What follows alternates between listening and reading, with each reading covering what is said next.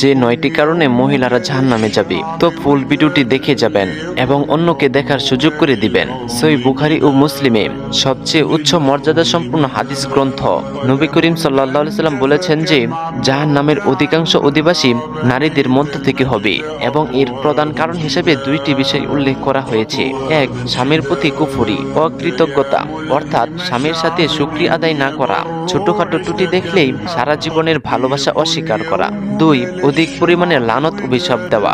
অন্যান্য হাদিসে আরো কিছু কারণ এসেছে যেগুলো নারী পুরুষ উভয়ের জন্যই প্রযোজ্য, কিন্তু নারীদের ক্ষেত্রে বিশেষভাবে সতর্ক করা হয়েছে। পর্দা না করা, শরীর প্রকাশ করে চলাফেরা করা, কাসিয়াতুন আরিয়াত, কাপড় পরেও নগ্নতার মতো, জান্নাতের ঘ্রাণও পাবে না তারা। সহিহ মুসলিম।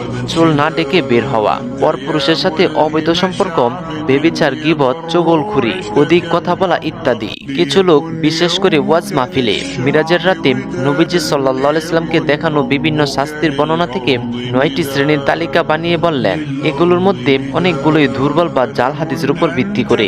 যেমন আলী ফাতিমা রাদিয়াল্লাহু তাআলা আনহু এর সাথে সম্পর্কিত একটি হাদিসের বর্ণনা যা অনেক আলেম দুর্বল বলেছেন। সবচেয়ে প্রসিদ্ধ ও সহিহ কারণসমূহ: 1. স্বামীর প্রতি অকৃতজ্ঞতা, শুকরিয়া আদায় না করা সবচেয়ে বড় কারণ। 2.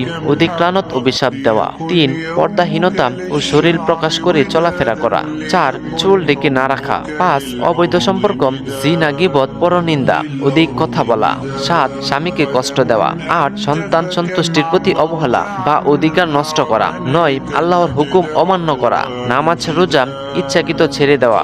সবচেয়ে গুরুত্বপূর্ণ কথা, এই হাদিসগুলো সতর্কবাণী হিসেবে এসেছে, নারী জাতিকে অভিশাপ দেওয়ার জন্য নয়। নবী সাল্লাল্লাহু আলাইহি সাল্লাম নারীদেরকে সদকা করতেন, ইস্তেগফার করতে বলেছেন যাতে তারা জাহান্নাম থেকে বাঁচতে পারেন। একই সাথে অনেক হাদিসে আছে যে নারী 5 ওয়াক্ত নামাজ পড়ে, রমজানে রোজা রাখে, পর্দা করে, স্বামীর হক আদায় করে, তার জন্য জান্নাতের 8টি দরজা খুলে দেওয়া হয়। তিরমিজি। অর্থাৎ অধিকাংশ নারী জাহান্নামে যাবে এটা কোনো অভিশাপ নয়, বরং এটা সতর্কতা, যাতে নারীরা নিজেদের সংশোধন করে। আল্লাহ যাকে চান ক্ষমা করেন, যাকে চান শাস্তি দেন। আল্লাহ আমাদের সকলকে জাহান্নাম থেকে হেফাজত করুন এবং জান্নাতুল ফেরদাউস দান করুন। আমিন। সোয়াবের নিয়তে পৌঁছে দিন সবার কাছে।